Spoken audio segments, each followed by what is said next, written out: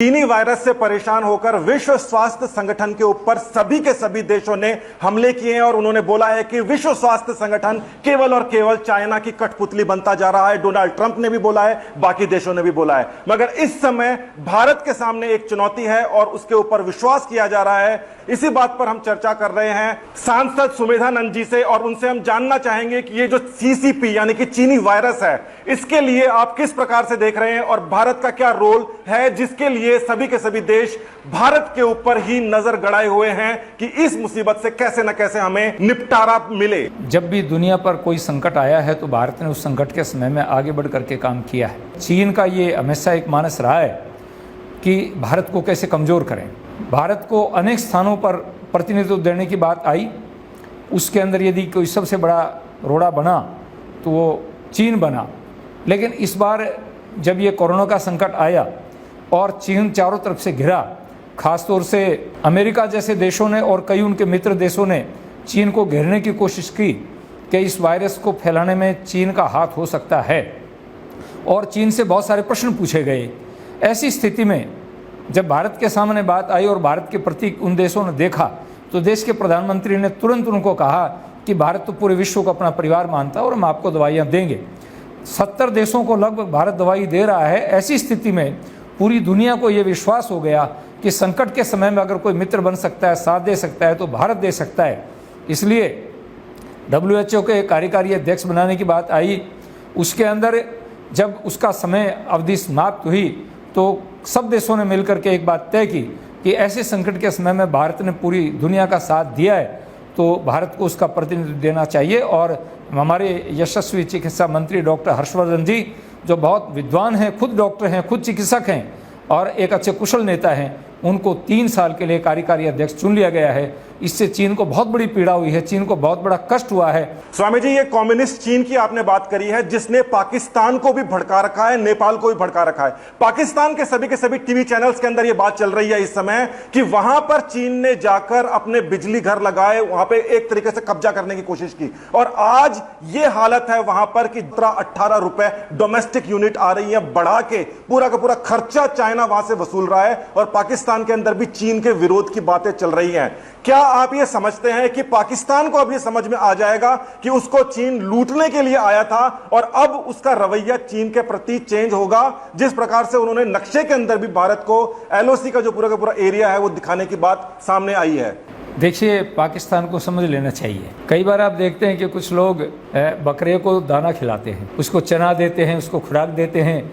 देखने में लोगों को लगता है बड़ा दयालु आदमी है, बकरे को किस तरह से सामान खिला रहा है। लेकिन उस बकरे को ये नहीं पता कि आज जो व्यक्ति तुझे चना खिला रहा है, तुझे घास खिला रहा है, तुझे सामान खिला रहा है, कुछ दिन बाद में यही व्यक्ति तुझे कत्ल करके खा जाएगा। चाइना की यही स्थिति है। पाकिस्तान को बलि का बकरा नहीं बनना चाहिए। पाकिस्तान चाइना के बहकावे में आकर के जिस प्रकार से उसके जाल में फंस चुका है बुरी तरह से, चाइना ने पाकिस्तान को मदद करने की दृष्टि से वहाँ पर अपनी कंपनियाँ डेवलप की, अपनी इंडस्ट्री लगाई, अपने बिजली के प्लांट लगाए और पाकिस्तान को विकलांग कर दिया, अपंग कर दिया। और उसका परिणाम यह है कि आज वही चाइना जो कभी पाकिस्तान का हितैषी बन करके आया था, आज वो 2 रुपये की चीज़ 10 रुपये में बेच रहा है। मैं समझता हूँ कि पाकिस्तान को आज भी सीख मिल जानी चाहिए कि भारत जो कभी एक था, हम भाई भाई के रूप में रहा करते थे, वो आज भी भाई का ही रूप देखता है। माने नरेंद्र मोदी जी उस भाईचारे के भाव से पाकिस्तान चल करके गए थे, लेकिन पाकिस्तान ने अटल जी के समय में पेट में छुरा घोंपा, उसके बाद में माने मोदी जी के समय में पीठ में छुरा घोंपा, लेकिन मोदी जी ने तो उसको एहसास करा दिया कि भारत कमज़ोर नहीं है। लेकिन चाइना पाकिस्तान को खा जाएगा, निगल जाएगा। इसलिए अब भी पाकिस्तान को समझ लेना चाहिए कि पाकिस्तान के लिए चीन कभी भाई नहीं बन सकता।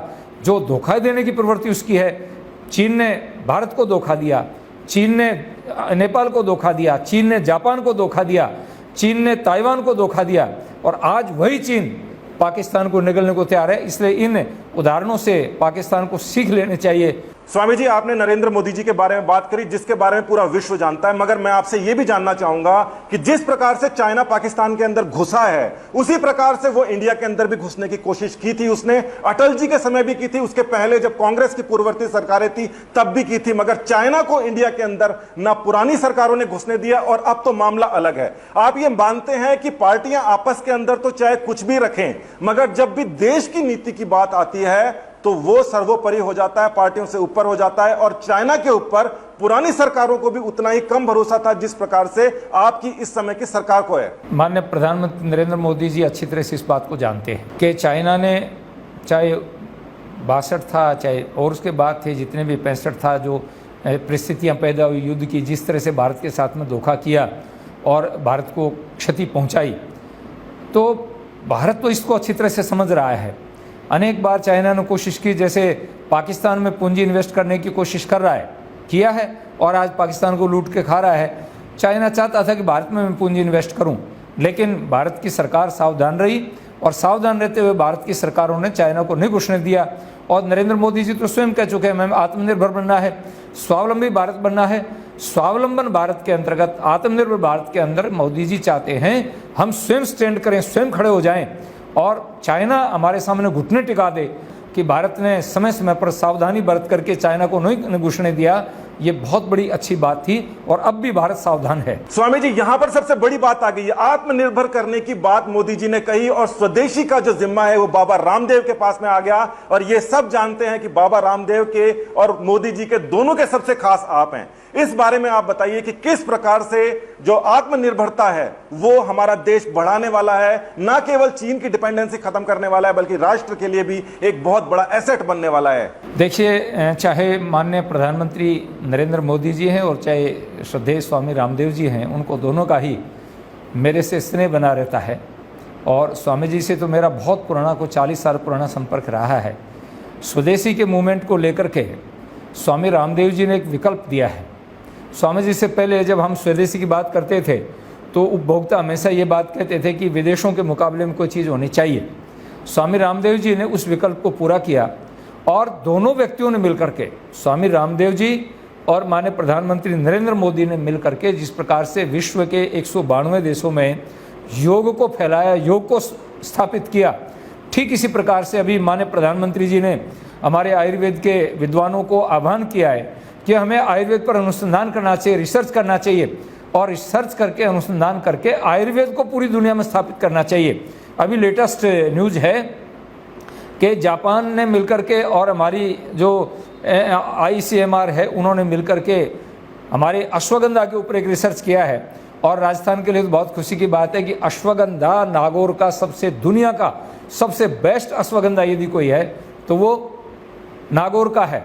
और स्वामी रामदेव जी अनेक चीज़ों पर काम कर रहे हैं, अनेक औषधियों पर काम कर रहे हैं। अभी उन्होंने हरिद्वार के अंदर एक रिसर्च केंद्र की स्थापना की, शोध की स्थापना की, जिसका उद्घाटन माननीय प्रधानमंत्री जी ने किया था। 200 करोड़ रुपए इन्वेस्ट करके एक रसायनशाला वहाँ स्थापित की, जिसमें अनेक चीज़ों पर रिसर्च होता है। और मैं समझता हूँ कि वहाँ रिसर्च के माध्यम से आयुर्वेद जब आगे आएगा तो पूरी दुनिया में योग और आयुर्वेद का डंका बजेगा, और फिर भारत विश्व के अंदर अपना वस्तुत्व दिखा पाएगा, अपना वर्चस्व दिखा पाएगा, आत्मनिर्भर बनेगा भारत। मगर एक और चीज जो है पाकिस्तान के ऊपर, मैं एक आखिरी क्वेश्चन आपसे पूछ लेता हूं कि मोदी जी ने कहा था कि खून और पानी साथ नहीं चल सकते। चाइना ने कंबोडिया के ऊपर कब्जा करने के लिए, एक तरीके से पूरे के पूरे तरीके से डोमिनेट करने के लिए 7 डैम बना दिए थे अपनी उस नदी से, जिससे कंबोडिया का आधे से ज्यादा जो जनता है उसको प्रभावित थी। क्या भारत के अंदर जितनी नदियां पाकिस्तान के अंदर जाती है, जिसकी 1/6 हिस्सा पाकिस्तान की अर्थव्यवस्था के जिसके ऊपर डिपेंड है, क्या भारत भी चीन की तरीके से जैसे कंबोडिया के ऊपर उसने किया था वो काम कर सकता है? क्योंकि इस मामले के अंदर तो चीन भी कुछ नहीं बोल पाएगा और पाकिस्तान तो पूरा घुटनों पर आ सकता है इसको चल के। देश के प्रधानमंत्री माननीय नरेंद्र मोदी जी ने पहले एक बात कह दी थी कि भारत अपने हिस्से की एक बूंद पानी भी पाकिस्तान नहीं जाने देगा। हमारे समझौते के बाद भी हमारी लचर व्यवस्था के कारण लंबे समय तक भारत के हिस्से का पानी भी जो पाकिस्तान जाता रहा, और उस पानी को पी करके ही पाकिस्तान हमें आंख दिखाता रहा। अब भारत सरकार ने पूरी व्यवस्था कर ली है, पूरा प्रबंध कर लिया है, चाहे रावी हो, सतलुज हो या चनाव हो, झेलम हो, इन नदियों का खासतौर से रावी और चनाव का पानी जो पाकिस्तान में जाता है, उस पानी को व्यवस्थित करने के लिए हमारी सरकार ने व्यवस्था कर ली है, पूरा प्रबंध कर लिया है और मैं समझता हूँ कि उस पर बांध बन करके वो पानी हमारे राजस्थान को ही मिलेगा, जिससे राजस्थान का जो सूखा इलाका है वहाँ पर हरियाली होगी, हरा भरा होगा, यहाँ पेयजल की व्यवस्था होगी। और इसका संकल्प हमारे जल संसाधन मंत्री माने हमारे भाई गजेंद्र जी और देश के प्रधानमंत्री जी ले चुके हैं, उसका सारा प्रबंध हो चुका है। पाकिस्तान को अब एक बूंद पानी इस प्रकार का नहीं मिलेगा जो भारत के हिस्से का हो। इसके अतिरिक्त मैं ये कहना चाहूँगा कि पाकिस्तान कई बार मुगालते में रहता है चीन के बहकावे में आकर के। माने नरेंद्र मोदी का नेतृत्व जिस देश के पास हो, उस देश ने, चाहे वो सर्जिकल स्ट्राइक है और है, अनेक स्ट्राइक करके और ये पाकिस्तान को आभास करा दिया है कि भारत से टकराना मूर्खता होगी, अज्ञानता होगी। आज भारत 65 का भारत नहीं है, भारत बहुत बड़ी ताकत बन चुका है, भारत बहुत बड़ी शक्ति बन चुका है और एक लौह पुरुष नेतृत्व के हाथ में आज भारत की सत्ता है। इसलिए मैं कहना चाहूँगा कि भारत अपनी सुरक्षा के लिए, अपनी संप्रभुता के लिए और अपने आप को आगे बढ़ाने के लिए कोई भी कदम उठा सकता है। इसलिए हमारे पड़ोसी देशों को सोच लेना चाहिए, समझ लेना चाहिए कि भारत के साथ में पंगा लेना उनके हित में नहीं है। भारत के साथ में पंगा लेना उनके हित में नहीं है। इशारों ही इशारों के अंदर स्वामी जी ने बता दिया है कि इस समय भारत की जो स्थिति है वो अपने हितों के लिए पूरी तरीके से आक्रामक है। साथ ही के अंदर विश्व को जो चाहिए, भारत का जो लीडरशिप है जो उसको वायरस से निजात दिला सकता है, उसके लिए भी पीछे नहीं हटेगा भारत। और भारत की जो स्थिति है वो इस समय देखा जाए तो सबसे तगड़ी बनती जा रही है। इसी प्रकार के कई इशारे प्रधानमंत्री मोदी भी कर चुके हैं, अलग अलग मिनिस्टर भी कर चुके हैं और इस समय उनके जो सबसे खास हैं स्वामी सुमेधानंद जी, उन्होंने भी ये बात कर दिया है। जुड़े रहिए हमारे साथ क्योंकि और भी कुछ खास खबरें हमारे पास बाकी हैं। धन्यवाद स्वामी जी, धन्यवाद। नमस्कार, धन्यवाद।